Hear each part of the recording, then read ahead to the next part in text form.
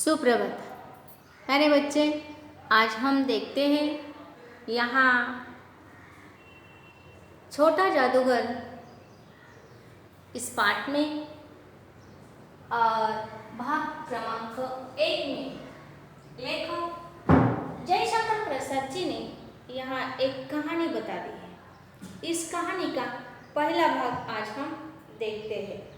इस कहानी में एक लड़के के जीवन में जो संघर्ष चल रहा है उसके बारे में हमें यहाँ मालूमात दी। देखिए, जिन्होंने जन्म लिया है उसके जीवन में संघर्ष होता ही आता ही है। जैसे मैं आपको बार बार बता दी, सुख और दुख हर एक को सर्वेश्वर ने दे दिया है, ईश्वर ने दे दिया है। कोई भी हो, हमें संकट का सामना करना ही है, तभी खुशी मिलने वाली है। देखिए 19 पन्ना नंबर पाठ नंबर 7 छोटा जादूगर, लेखक जयशंकर प्रसाद जी। कॉर्निवल के मैदान में बिजली जगमगा रही थी। कॉर्निवल के मैदान में बिजली जगमगा रही थी। हंसी और विनोद का कलनाद गूंज रहा था। मैदान पर यह सब चल रहा था। मैं खड़ा था उस छोटे फुहारे के पास जहां एक लड़का चुपचाप देख रहा था। फुहारे में मालूम है आपको? उस छोटे फुहारे के पास जहां एक लड़का चुपचाप देख रहा था, उसके गले में फटे कुर्ते के ऊपर से एक मोटी सी सूत की रस्सी पड़ी थी और जेब में कुछ ताश के पत्ते थे। एक एक जुमला आप ध्यान से और गौर से पढ़िए, समझ कर लीजिए तो समझ में आ जाएगा कि हम कितने सुखी है, खुश है अपने जीवन में।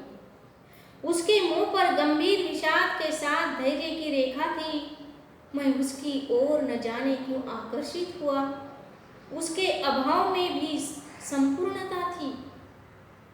अभाव में यानी उनके जीवन में बहुत कुछ कमी थी, लेकिन चेहरे पर उसके संपूर्णता थी, समाधान था, खुशी थी, आनंद था। मैंने पूछा, क्यों जी, तुमने इसमें क्या देखा?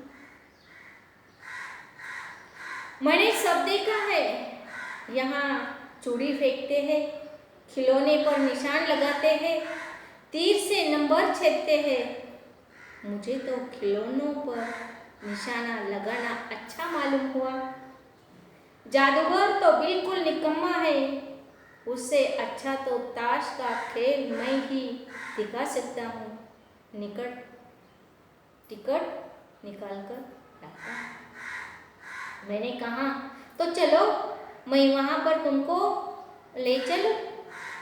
मैंने मन ही मन कहा, भाई आज के तुम्ही मित्र, आज मैं आपका मित्र हूँ, साथी हूँ। उसने कहा, वहां जाकर क्या कीजिएगा?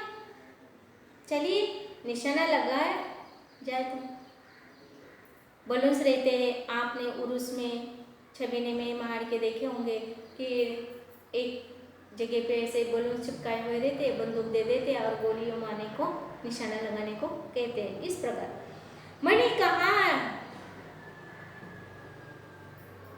तो चलो हम जाएंगे और निशाना लगाएंगे।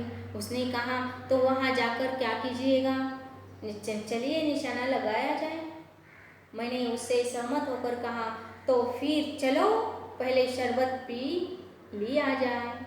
पहले शरबत लीजिए। उसने स्वीकार सूचक सिर हिला लिया।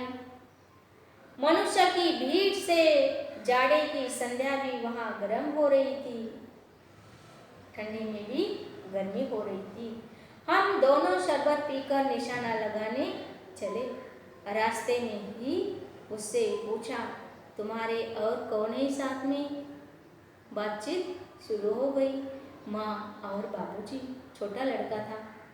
उन्होंने तुमको यहाँ आने के लिए मना नहीं किया? आप ऐसे खेल दिखाने को आ गया है तो उन्होंने मना नहीं किया? बाबूजी जेल में है। क्यों? देश के लिए। वह गर्व से बोला, मेरे पिताजी आज जेल की हवा खा रहे हैं क्योंकि वह अच्छी देश सेवा कर रहे थे। और तुम्हारी माँ, वह बीमार है और तुम तमाशा देख रहे हो। और माँ बीमार है घर में और तो तुम यहाँ आके तमाशा देख रहे हो। उसके मुंह पर तिरस्कार की हंसी फूट पड़ी। गुस्सा आ गया। मैं यहाँ तमाशा ना देखने को आया हूँ ना दिखाने को आया हूँ। मैं मेरे माँ के बीमारी के लिए, दवा के लिए पैसे कमाने। उसने कहा, तमाशा देखने नहीं, दिखाने निकला हूँ। कुछ पैसा ले जाऊंगा तो माँ को पथ्य दूंगा। माँ को डॉक्टर पथ्य बोलते हैं, ये मत खाओ वो मत खाओ, जो खाने को बोले हैं वो मैं पैसे कमाकर उसको खिलाऊंगा, दे दूंगा। मुझे शरबत न पिलाकर आपने मेरा खेल देखकर मुझे कुछ दे दिया होता तो मुझे अधिक प्रसन्नता। देखिए प्यारे बच्चे, एक छोटा सा बच्चा अपने माँ के लिए क्या कर रहा है। पिताजी तो जेल में गए हैं और माताजी वहाँ एक झोपड़ी में बीमार है। मैं आश्चर्य से उस 13-14 वर्ष के लड़के को देखने लगा। हाँ, मैं सच कहता हूँ बाबूजी, सच में ये बच्चा झूठ बोल रहा है कि सच बोल रहा है। मैंने उनके तरफ गौर से देखने शुरू कर दिया। माँ जी बीमार है इसलिए मैं नहीं गई। कहाँ? तेरी माँ कहाँ है? जेल में। जब कुछ लोग खेल तमाशा देखते ही है तो मैं क्यों न दिखाकर माँ की दवा करूं और अपना पेट भरूं। लोग मुझे देखते हैं तो यह काम करके मैं मेरा पेट भर सकता हूँ, माँ की दवाई कर सकता हूँ। मैंने दीर्घ निश्वास लिया। चारों ओर बिजली के लट्टू नाच रहे थे। मन व्यग्र हो उठा। मैंने उससे कहा, अच्छा चलो निशाना लगाया जाए। हम दोनों उस जगह पर पहुंचे जहाँ खिलौने को गेंद से गिराया जाता था। मैंने 12 टिकट खरीद कर उस लड़के को दे दी। लेखक क्या कहते हैं कि मैंने 12 टिकट खरीदे और उस लड़के को दे दिया। वो 12 टिकट के कितने क्या क्या किए वो बताएंगे, पता नहीं। वह निकला निशानेबाज। उसकी कोई गेंद खाली नहीं गई।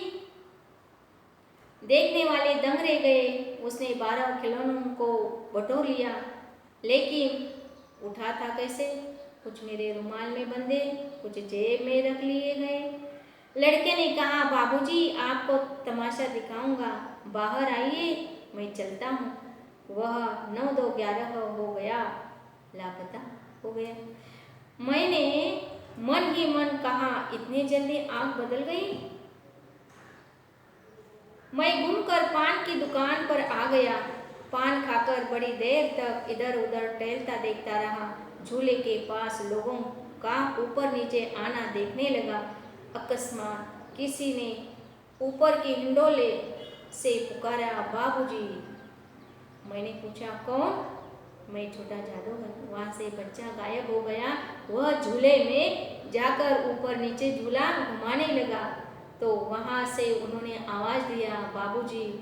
तो उन्होंने उधर आवाज़ के तरफ से देखा तो वहाँ तो आवाज़ आ गई कि मैं छोटा जादूगर हूँ, छोटा बच्चा नहीं हूँ, मुझे छोटा जादूगर कहकर बुलाइए। तो प्यारे बच्चे, यहाँ तक हम आज के इस भाग में देखते हैं। बचा हुआ अगले भाग में देख लेंगे। तो देखिए भाग 2। कोलकाता के सुरम्य बोटेनिकल उद्यान में लाल, इसको अंडरलाइन कीजिए, कमलिनी से भरी हुई एक छोटी सी मनोहर झील से किनारे घने वृक्षों की छाया में अपनी मंडली के साथ बैठा हुआ मैं नाश्ता कर रहा था। बातें हो रही थी। इतने में वही छोटा जादूगर हमें दिखाई पड़ा। हाथ में 4 खाने की खादी का झोला था, सांप जंगिया और आदि बाहों का कुर्ता था। सिर पर मेरा रुमाल सूत की रस्सी में बंधा हुआ था। मस्तानी चाल से झूमता हुआ आकर कहने लगा, बाबूजी नमस्ते, आज कहिए। तो खेल मैं दिखाऊंगा। यह उद्यान में बैठे हुए थे। इनको देखकर वह बच्चा पास आया और उन्होंने कहा कि मैं आज आपको खेल दिखाऊं। नहीं जी, अभी हम लोग जलपान कर रहे हैं, अभी हम नाश्ता कर रहे हैं। इसके बाद क्या गाना बजाना होगा बाबूजी? तो आपका खाकर होने के बाद मैं गाना बजाऊं? नहीं जी, तुमको क्रोध से मैं कुछ और कहने जा रहा था। श्रीमती ने कहा, दिखाओ जी। तो श्रीमती, उनकी पत्नी ने कहा, चलो दिखाओ, आप गाना तो बजाओ, भला कुछ मन तो बहले।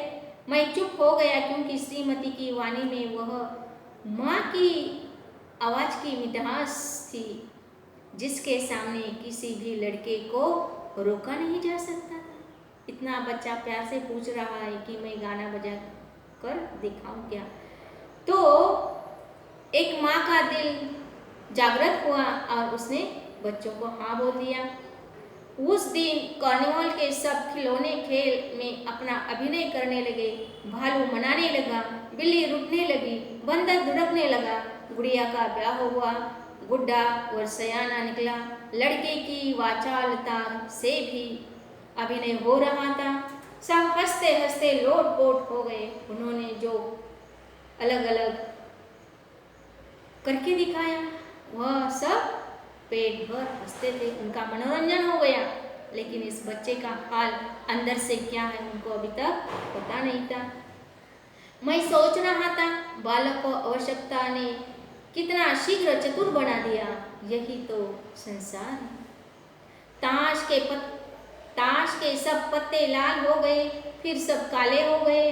गले की सूत की डोरी टुकड़े टुकड़े होकर झूठ गई। लट्टू अपने से नाच रहे थे। मैंने कहा, अब हो चुका, अपना खेल बटोर लो, हम लोग अभी हम जा रहे। श्रीमती ने धीरे से उसे 1 रुपया दे दिया। वह उछल उठा। मैंने कहा, लड़के, छोटा जादूगर कहिए, यही मेरा नाम है, इसी से मेरी जीविका है। छोटे जादूगर नाम से मुझे पुकारते हैं, यही मेरी जीविका है, जिंदगी है, जीवन है। मैं कुछ बोलना ही चाहता था कि श्रीमती ने कहा, अच्छा, तुम इस रुपए से क्या करोगे? पहले भरपेट पकौड़ी खाऊंगा, फिर एक सूती कंबल लूँगा। मेरा क्रोध अब लौट आया। मैं अपने पर बहुत क्रुद्ध होकर सोचने लगा, ओह, मैं कितना स्वार्थी हूँ। उसके 1 रुपये पाने पर मैं ईर्ष्या करने लगा था। वह नमस्कार करके चला गया। हम लोग लता कुंज देखने के लिए चले गए। आगे का भाग हम अगले वीडियो में देखते हैं। ओके।